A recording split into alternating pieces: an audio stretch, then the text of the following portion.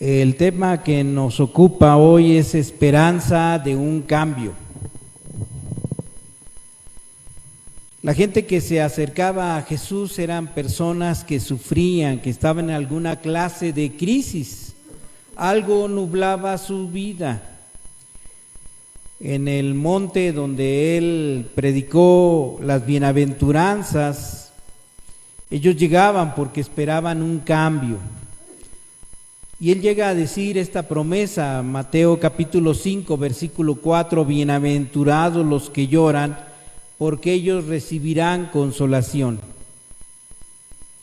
Los que lloran, producto de alguna situación emocional o insatisfacción o injusticia, personas que de una forma u otra este mundo no les había cumplido, decepcionado con lo que la vida les había ofrecido. Y podemos incluir aquí a los que estaban cansados de sí mismos y sus propias derrotas. Y es cuando escuchan la voz de Jesús decir, bienaventurados los que lloran. Así que si algo vemos en Jesús y en el mensaje que tiene es el mensaje de esperanza, va a haber un cambio. Esperanza, va a haber un cambio. Y ahora que estamos en esta temporada de Navidad, debemos de estar claros en que hay esperanza de un cambio. El cristiano tiene esa orden de parte del Espíritu. Transformaos por medio de la renovación de vuestro entendimiento. Transformación, cambio. De hecho, cuando Jesús describió cómo es nacer al Espíritu de Dios, dice, el Espíritu es como el viento, no sabes de dónde viene ni a dónde va, así es todo aquel que es nacido del Espíritu. Y pues precisamente llegó el invierno, y luego después del invierno, ¿qué sigue? Primavera. La propia naturaleza nos muestra que hay cambios, que esto de la vida tiene que ver con aceptar la esperanza de que hay cambios de bendición para tu vida. Hay una esperanza, la esperanza es la luz al final del túnel. La esperanza es pensar que viene algo mejor, que las fuerzas que ya no tienes para luchar regresan y se renuevan. Y esa lucha por la vida, cuando te sientes derrotado, cuando llega la esperanza, sabes que viene la victoria. Se pueden retomar objetivos de vida. Se puede ver con nuevos ánimos al matrimonio, se puede ver con nuevos ánimos mi vida estudiantil, si es que tú estás estudiando y sabes lo que significa que no has dado lo mejor, se puede tener la oportunidad de pensar y esperar que las cosas van a ser mejores y que yo voy a responder mejor ante los retos de la vida.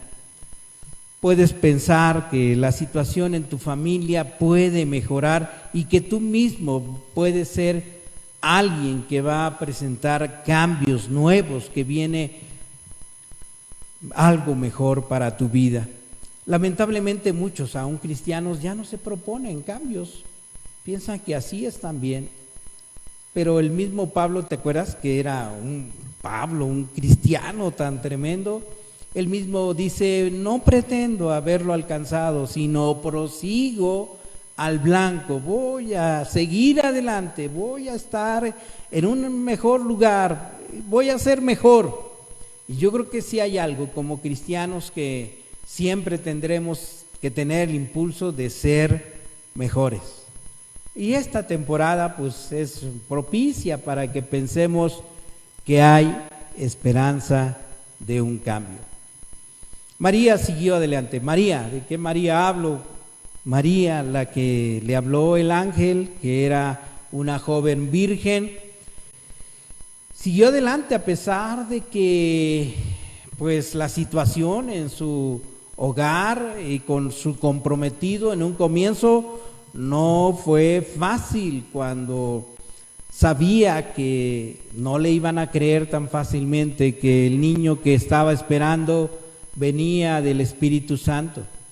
José la quería dejar y no le fue fácil seguir la voz del ángel que le decía, no, tómala porque el niño que viene del Espíritu Santo es, y tuvo que afrontar el costo de comprometerse con ese niño que no sería suyo, que sería del Espíritu de Dios. Y los mismos magos, los sabios del Oriente, pasaron dificultades. Claro que sí, significó un viaje largo y significó para ellos pues problemas, asuntos que lidiar, y donde tuvo que estar la esperanza. Así es que esta Navidad, si algo nos llama el Señor, es a estar buscando la esperanza del cambio, la esperanza de las cosas buenas que vienen. 5 verdades que tienen el potencial de darte la esperanza del cambio. Vamos a predicar sobre ellas. ¿Y te parece bien que oremos? Amado Padre Celestial, estamos aquí porque queremos afirmar la esperanza de un cambio en nuestras vidas. Queremos afirmar que las cosas dentro de nuestras vidas van a ser mejores y nosotros vamos a proseguir en el blanco, en la meta, Señor, de ser mejor reflejos de tu gracia.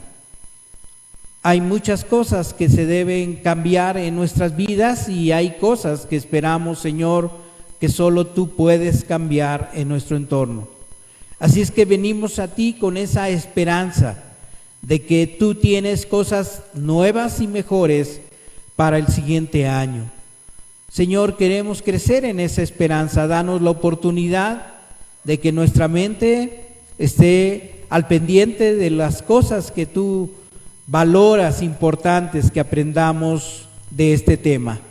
Te lo pido, Señor, ayúdame a mí como pastor, como predicador, para que hable de acuerdo a tu palabra, y a mis hermanos para que se concentren, Señor, y sus pensamientos no divaguen y busquen que esta palabra sea viva y eficaz. Te lo pido, Señor, en Cristo Jesús. Amén. 5 verdades que tienen el potencial para darte la esperanza del cambio. Primera verdad, sería bueno que si tienes dónde anotar, anotaras estas verdades. La primera verdad es que Dios está contigo. Padre, Hijo y Espíritu Santo están contigo. Una de las principales razones para sentirnos sin esperanza es porque nos olvidamos de Dios. Olvidamos que Dios está con nosotros. Y eso es algo inherente a nuestra naturaleza humana. Pensamos que tenemos el poder para que nuestras vidas estén bajo nuestro control. De hecho, esa fue la tentación por la cual llegó el pecado, ¿te acuerdas?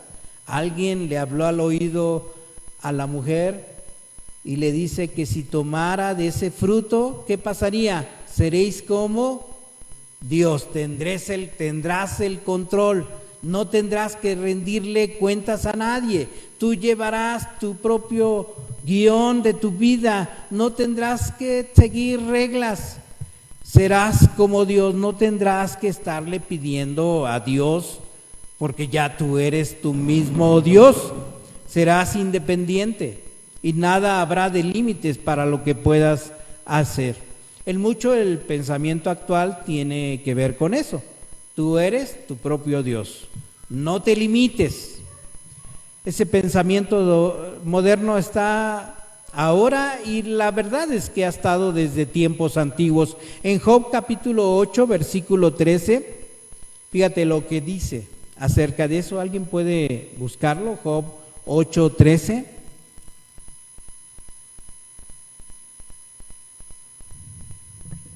¿Ya lo tiene alguien? A ver, póngase de pie, por favor. Compártalo.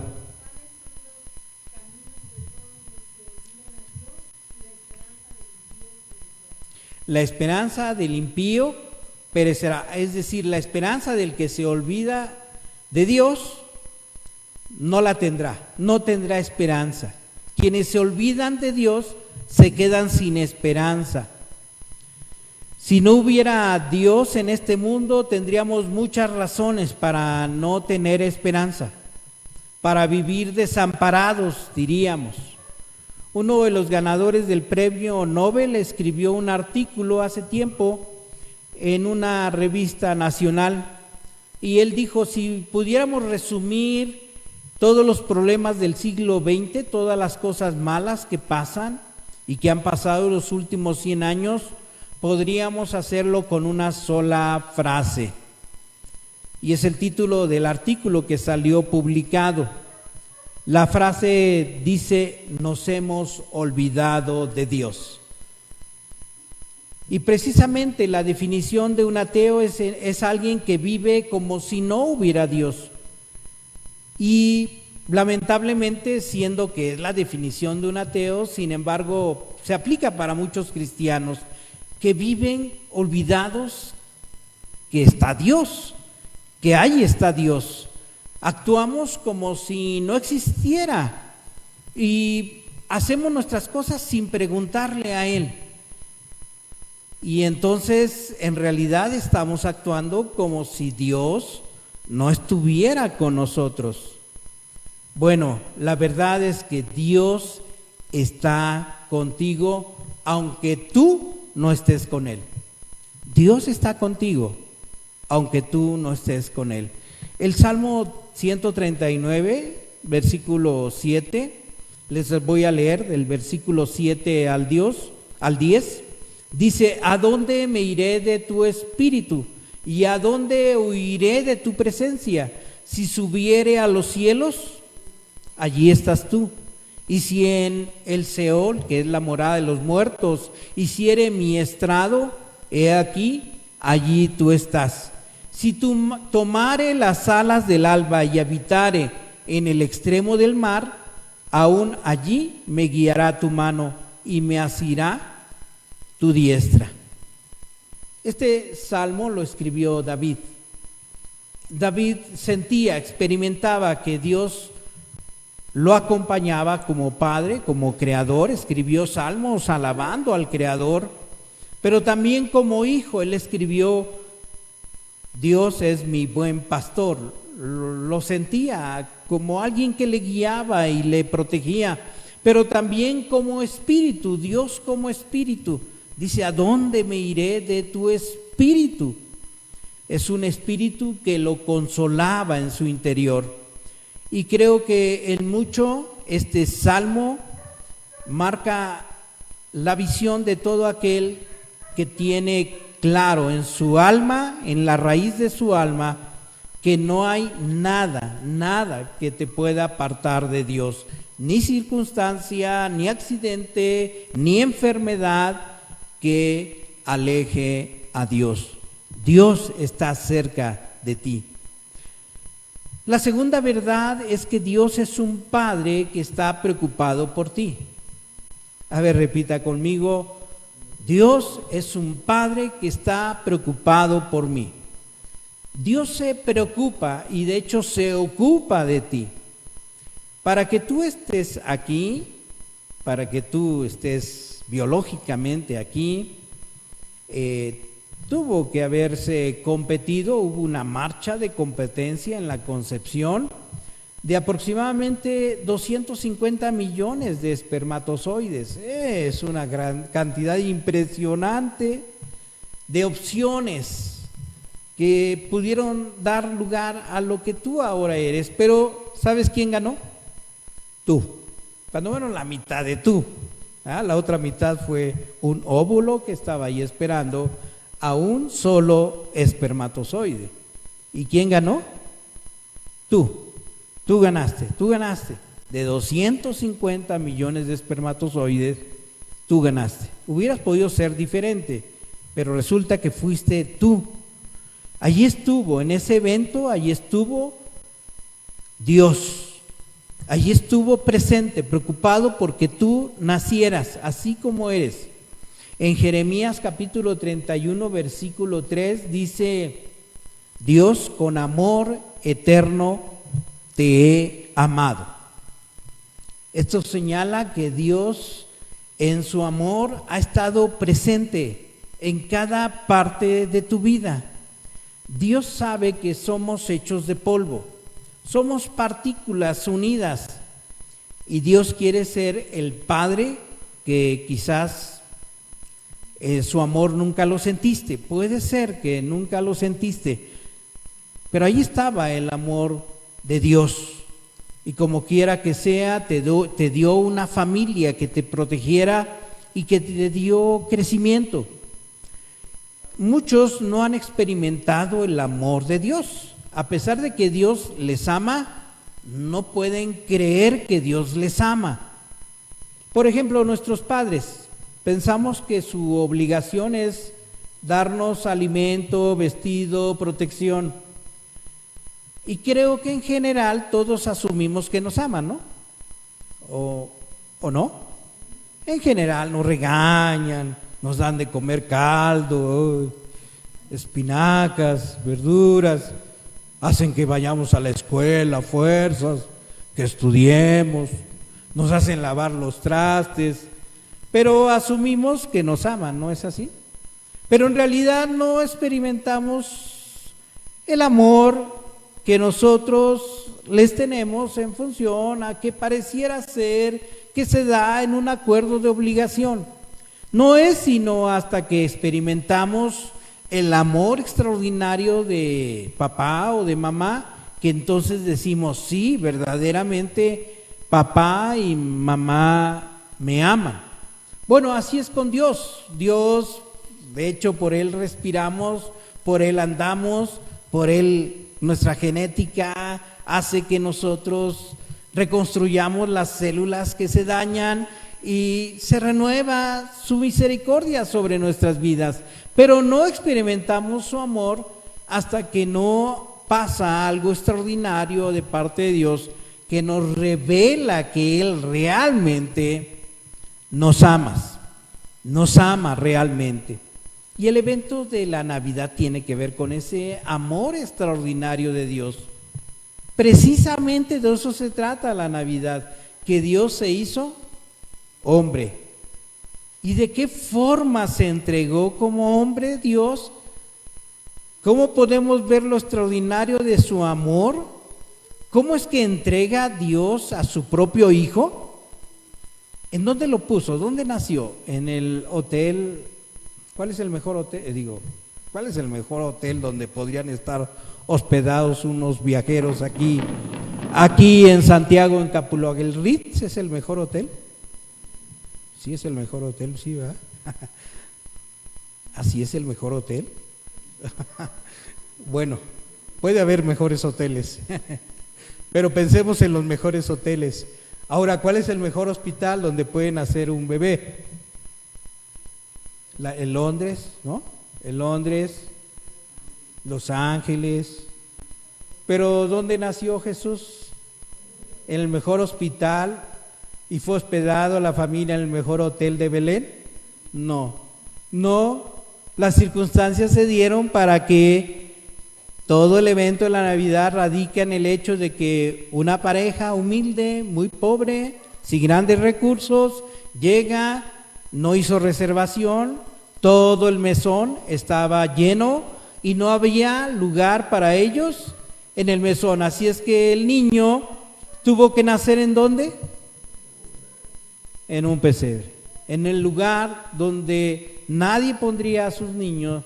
Allí fue puesto el bebé, el Hijo de Dios. Así es que el evento de Navidad tiene que ver con un gran y extraordinario regalo donde Dios mismo está dispuesto a poner a su propio Hijo en un pesebre para hacernos ver su gran amor y disposición para venir precisamente a nacer en el corazón aún más indigno que pudiera haber en este mundo. Ese es el evento. Dios te ama como un padre y está preocupado y ocupado por ti. Tercera verdad, Dios sabe de tu problema y en Jesucristo saldrás victorioso. Repite conmigo, Dios sabe de mi problema. Dios sabe de mi problema y en Jesucristo saldré victorioso. Repítelo, por favor. Dios sabe de mi problema y en Jesucristo saldré victorioso. Dios sabe que tú tienes que cambiar. Dios sabe que tú tienes que cambiar. Si no cambias, allí hay un problema. Dios sabe que necesitas un cambio. Y en Jesucristo se darán los cambios. No debes olvidar que Él conoce tu situación, sabe de qué manera tú actúas, conoce tu indiferencia hacia Él, conoce la manera en que otros dioses encapsulan tus pasiones. Él conoce de tus heridas, conoce de tus lamentos, las cosas que han roto tu corazón y tu ánimo, quizás tú mismo, de ti mismo o de los demás. El Señor lo sabe. En serio, Él conoce muy bien tu situación. El Salmo 56:8 dice así: tú has visto mi sufrimiento, has recogido mis lágrimas. ¿Acaso no tienes todo eso registrado en tu libro? Ha recogido tus lágrimas, dice, ha recogido tus lágrimas. ¿Sabes? La Biblia dice que Dios lleva un registro de todo lo que sufre tu alma, todo lo que ha caído de lágrimas interiormente. Él sabe de tus tristezas y de tus miserias. Y sabes que cada que pecas y que te olvidas de Dios, hay un dolor de tu alma. En el fondo tu alma se lastima. ¿Sí lo sabes? ¿Sí lo sientes? ¿Sí lo experimentas? ¿O has endurecido tu corazón de tal forma que ya no experimentas cuando has fallado al propósito de Dios para tu vida? Bueno, las lágrimas Dios las conoce, tus sufrimientos, tu situación de vida Dios conoce. Este es un testimonio de Hein. Hein estaba trabajando en Vietnam, era un vietnamita, y él durante la niñez, mientras no hubo una revolución, él estuvo trabajando en su iglesia y él fue instruido por un misionero de manera especial y avanzó como líder en su iglesia. Pero cuando se dio el movimiento de Vietnam, él fue tomado como prisionero y fue acusado de trabajar para la CIA en ese liderazgo que tenía en la iglesia. Ellos se ocuparon de él de manera especial, los comunistas, dándole a estudiar los libros de Engels y Marx, y además lo trataban muy severamente allí en el campamento donde lo tenían. Después de largos meses de frustración, él pensó para sí mismo: quizás Dios no exista. Después de varios meses fue quebrantada su voluntad y empezaba ya a pensar: quizás todo lo que oí de los misioneros no es verdad. Creo que ya no hablaré nunca más, no oraré nunca más, no pensaré en Jesucristo jamás. Un día él fue asignado por el comandante a limpiar las letrinas del campo de prisioneros. Es decir, del campamento donde andaba había un campo de prisioneros. Él no era un prisionero, pero le dieron la encomienda de ir a estar limpiando pues las letrinas, el lugar donde hacían del baño. Y evidentemente él detestaba esa tarea. Mientras estaba recogiendo los papeles del baño, él reconoció un pedazo y se dio cuenta que era una Biblia cortada que habían usado para usarla en el baño. Él la limpió como pudo y la guardó. Estaba prohibido leerla, pero él retornó al cuarto donde él podía leerla. Cuando todos se habían dormido, sacó el maltratado papel y leyó: y a los que aman a Dios, todas las cosas ayudan a bien. Y a los que aman a Dios, todas las cosas ayudan a bien. Ese pasaje de Romanos capítulo 8, versículo 28, era lo que había recogido. Y esa noche vio que nada lo podría separar del amor de Dios. ¿Qué es lo que dice Romanos 8? Nada podrá separar del amor de Dios, ni lo alto ni lo bajo, ni lo profundo. En ese momento él supo que ahí estaba Dios, acompañándolo en medio de toda esa situación de prueba. Allí estaba Dios y él oró: Señor, yo traté de escapar de ti, pero tu brazo de amor me ha atrapado y nuevamente vuelvo a ti. Al siguiente día volvió a pedirle al comandante que le asignara la tarea de limpiar los baños. Y así cada día recogía los papeles que estaban usando con el Nuevo Testamento para limpiarse. Él los tomaba, los limpiaba y así fue creando su propia Biblia. De ahí es que posteriormente, al paso de los años, cuando fue liberado de prisión, él junto con otros 52 prisioneros estaban listos, en este caso listos para escapar. Estando ahí con otros 52 prisioneros, estaban ellos ubicándose en la noche, listos para escapar, y en eso un soldado de Vietcong, de los que estaban ahí custodiándolos, le dice: ¿tú te vas a escapar? Y él dice: no, yo no voy a escapar. No, sí. Y entonces los detuvo a todos y hizo una especial redada buscando que no se escapara.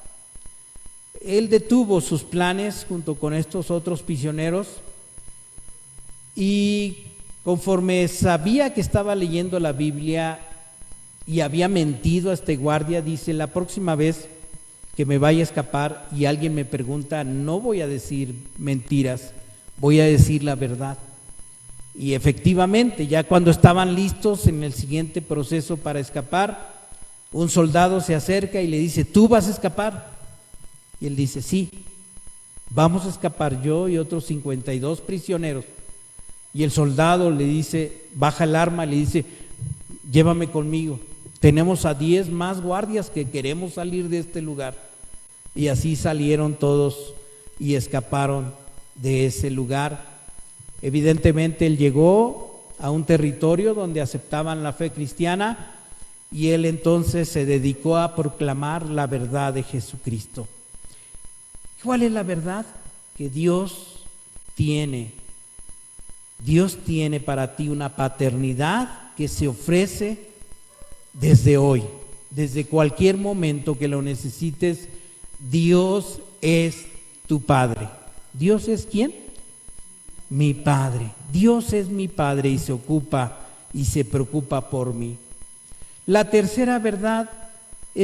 cuarta verdad es que Dios en su Espíritu tiene el poder que necesitas para cambiar.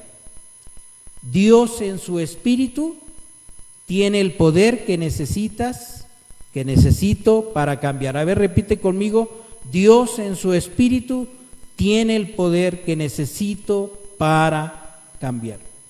Mira, la inercia, ¿conoces la ley de la inercia? La ley de la inercia es un objeto que está siendo impulsado y que para pararlo, pues hay una ley que va a hacer que sea más difícil pararlo, dado que ya trae un movimiento. La ley de la inercia nos explica el por qué es tan difícil cambiar, porque ya llevamos una inercia. Jesucristo lo diría algo así. Jesús lo dice más propiamente: el que hace pecado es esclavo del pecado. Lucas 18:27. El Señor entonces es claro para nosotros que los cambios son difíciles. Es más, algunos cambios, algunos dirán: pero es que es imposible, yo lo he intentado tantas veces he intentado leer la Biblia, tantas veces he intentado orar, tantas veces he intentado conectarme con Dios, pero no es posible. Y algunos llegan en esa claridad de que es imposible, yo no voy a cambiar. ¿No llegaste a ese momento en que dijiste: yo no puedo cambiar? Bueno, Jesucristo dice que lo que es imposible para el hombre es posible para Dios. Así es que si hay algo que esta Navidad nos manifiesta, es que es el Espíritu Santo el que intervino. ¿Qué le dijo el ángel a María? Mateo 1:18, se halló que había concebido, ¿por quién? Por el Espíritu Santo. Es el Espíritu Santo el que permite para nosotros aquí en la tierra que la acción de Dios, lo imposible de Dios, se manifieste en nuestras vidas, y en este caso se manifestó en María y permitió que hubiera nacido Jesús. El Espíritu se muestra como acción que mueve lo interior, acción milagrosa, acción que mueve lo imposible para nosotros, pero que es posible para Dios. Y fue ese extraordinario poder el que se manifestó en María. Ese extraordinario poder se manifestó en Jesucristo, y fue a través del Espíritu Santo que Él hacía sanidades y obras maravillosas. Y es por el Espíritu Santo que Jesucristo resucitó. Y es por el Espíritu Santo que Él va a transformar tu vida. Es por el Espíritu de Dios. El que no nace al Espíritu de Dios no puede ver el reino de Dios. El que no nace de nuevo no puede estar en el reino de Dios. ¿Qué es necesario que pase para el cambio? Que el Espíritu de Dios haga una obra interior en mí. El poder del cambio no está en ti. El poder del cambio está en Dios a través de su Espíritu. Así es que yo tengo esperanza, no en mí, ni en mis fuerzas, sino en la acción sobrenatural de Dios para cambiarme. Por eso dice Filipenses, todo lo puedo en Cristo que me fortalece. Todo lo puedo en Cristo. Dios te da el poder para llevar a cabo lo que tú crees que no puedes. Dios te da el poder para entregarle tu vida, y tu vida actúe de acuerdo al propósito de Dios. ¿Lo crees? ¿Lo crees esta verdad? Dios tiene el poder en el Espíritu Santo para cambiarte. Y la quinta verdad, la esperanza la necesitas sostenerla con la conexión permanente con Él. La esperanza la necesitas sostenerla con la ¿qué? Conexión permanente con Él. La única forma de cambios permanentes no es tan solo siendo cristiano y que tú hayas orado alguna vez, sí, Señor, entra en mi corazón. Y yo conozco muchos cristianos que en realidad no tienen poder en sus vidas porque hicieron una oración, pero ahí se quedó, no hubo más. No se conectaron y no se conectan permanentemente con Dios. Mira, hay una fuerza del universo y es una ley que está presente en cualquier lado. Si yo quiero ver prendido ese árbol, ¿está prendido? Sí, ¿verdad? ¿Les gusta que esté prendido? Sí, es bueno, ¿verdad? Emite luz y se ve bonito. Pero ¿qué pasa si yo desconecto el árbol? ¿Va a estar prendido? No. Si tú quieres hacer funcionar la licuadora, ¿qué necesita estar? Conectada. Bueno, eso es una ley universal. Algo tiene que darle la oportunidad, la conexión para que se encienda. En nuestro caso, esa conexión es la conexión con el Espíritu de Dios y con Dios permanentemente. Eso está disponible y el cristiano debe de entenderlo. El que no permanece en mí no puede ser mi discípulo. Necesitas estarte conectando con Dios. Si no te conectas con Dios, será algo pasajero. Así es que la única forma de que fluya el poder de Dios es a través de la conexión que haces y que debes de buscar. Está disponible para ti. Yo en mi caso, la conexión que más me ayuda es irme al monte. Ahí puedo conectarme con Dios. Claro, lo hago aquí en mi casa, también busco estar aquí concentrado. Cuando salgo también con mis perros, allá busco apartarme en el andador y estar meditando en la palabra de Dios y estar orando. Hay formas en las cuales tú sabes que te estás conectando con Dios, y hay formas y momentos en los que sabes que has perdido la conexión con Dios, ¿no? Bien lo sabes, cada uno de ustedes sabe de qué forma está practicando la conexión permanente con Dios. ¿Y qué pasa cuando tú te conectaste con Dios? ¿Lo experimentas? ¿Lo puedes experimentar? Suceden cosas extraordinarias cuando tú te conectas con Dios. Estás, ¿cómo? ¿Cómo está el árbol? Está encendido. Y tú sabes que conectarte con Dios es eso, es estar encendido del Señor. Y suceden cosas extraordinarias.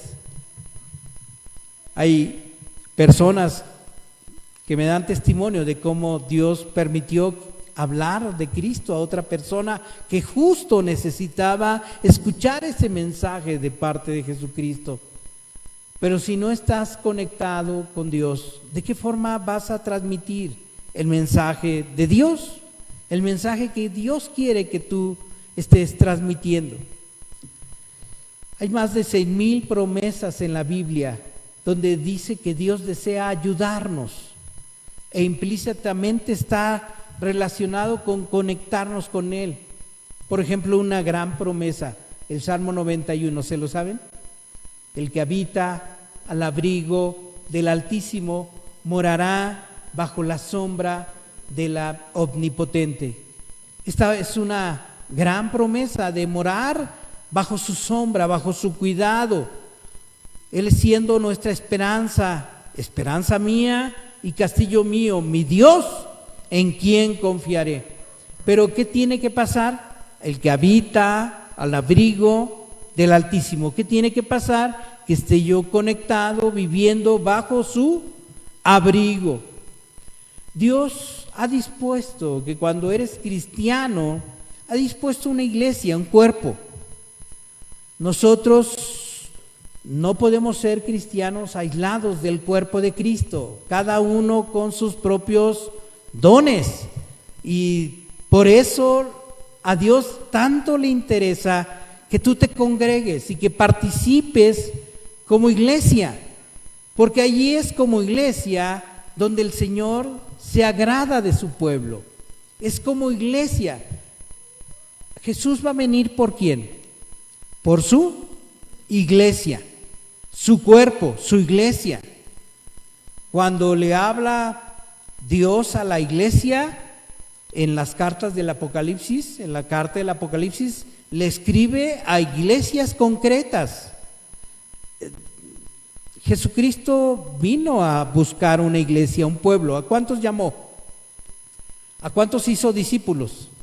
A 12, haciendo ver que su señal era señal para una comunidad.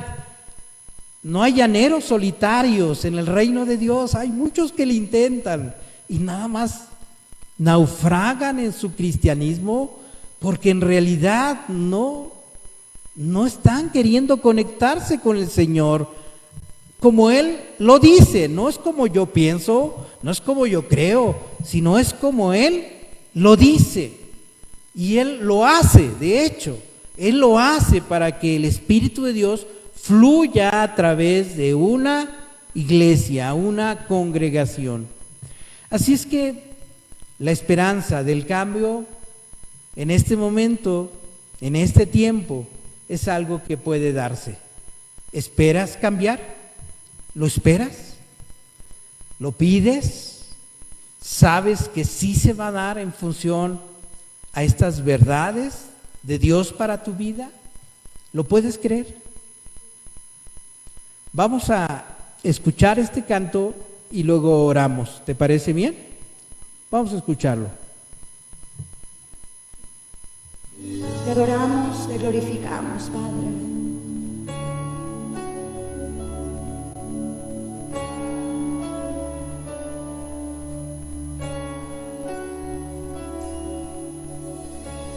En fantasías no creí, nunca fue lo significa que no creí que alguien grande cuida de mí, pues he visto en un hospital decir un lo siento. No hay nada que pueda hacer y no era verdad.